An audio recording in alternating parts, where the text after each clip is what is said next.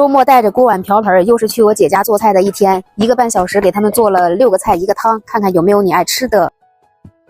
我买的这个是腔骨，这个部分比较嫩，我炖汤喝，加点料酒，先来焯个水，等会儿放高压锅里一起炖。这个蔬菜得剁得大一点，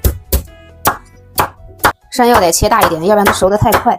一起放到高压锅里，不用打沫了，直接捞出来，用热水清洗一下就行。洗干净之后直接一块放进去。炖汤的话只加姜就行，加开水。因为是高压锅嘛，直接就放盐了，盖上盖子，直接按排骨键就行。这黄花鱼1条不够吃，再2条。我那个大外甥女儿早上没吃饭，就等着中午我做这一顿。上个星期她吃完我做的红烧鱼，吃完之后就已经开始期待这个星期给她继续做。拿厨房纸巾把这个水分给它擦干，一定要擦干哦，还有里面的水分也得擦干。这个鱼尾先下锅煎。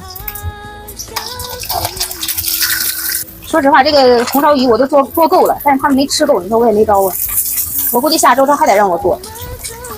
锅动鱼不动啊，家人们，能晃动以后基本上就可以翻面了。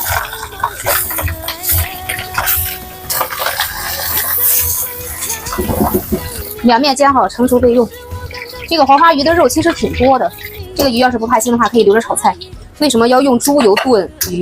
可以去腥增香嘛。把这些小料全加进去，葱姜蒜、八角、干辣椒，小火把它炒香，然后把鱼直接放进来，直接沿着锅边喷料酒，来点生抽。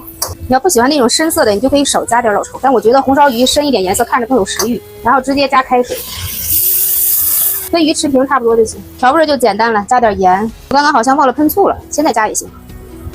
红烧的本身就有点偏甜口，加一点白糖进去，盖盖中小火炖20分钟。我前天不是做的那个油焖大虾吗？我说特别好吃，然后我姐说今天让我也给她做一个，我把这个虾线跟虾爪都给它去掉，多来点油爆大虾。今天的虾比较多，进去以后先别动，能看到下面红了再去翻。炒的过程当中把虾头的油挤一挤，这一步要多给它炒一会儿啊，炒到这种虾皮微微发焦就行了。然后来点大蒜，把大蒜的香味炒出来。加一点味达美，来点蚝油，加点白糖，其他啥也不用放，不用放盐，因为虾本身就是咸的，加上蚝油和生抽都是咸的。出锅之前来点葱段，油焖大虾。油焖大虾你就这么去做，真的老好吃了，家人们。这是半斤的牛里脊肉，直接让老板帮我切的片。牛肉我们得放点葱姜水去腥，分个2、3次给它打进去，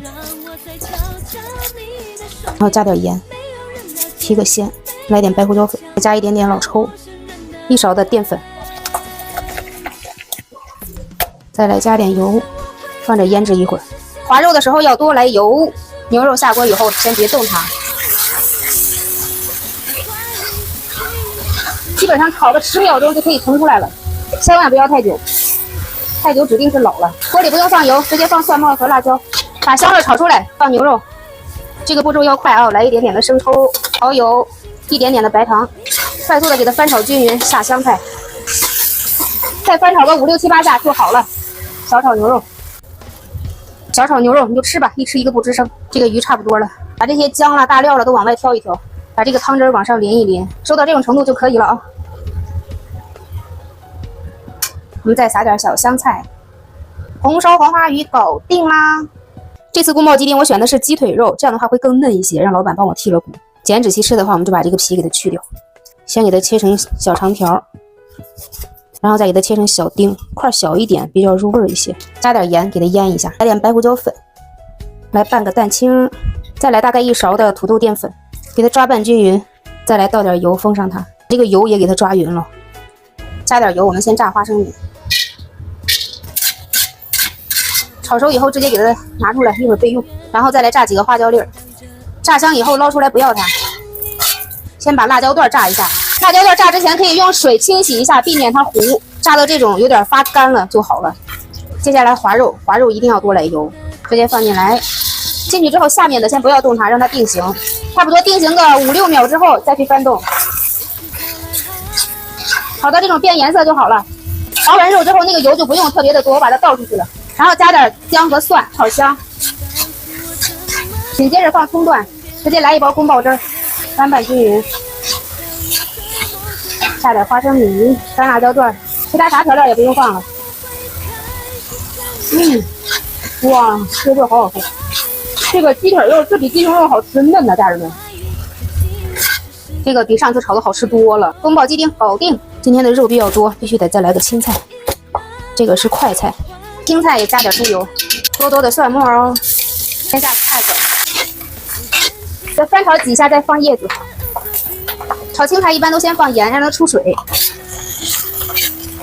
青菜就简单点，蚝油。好了，我真的超级喜欢吃这种绿叶的青菜。这边的汤也好了，哇，好香啊！要是有枸杞的话，可以再放点枸杞哦。好了，玉米排骨山药胡萝卜汤。紫甘蓝咱们女性可以多吃呀，家人们，满满的花青素。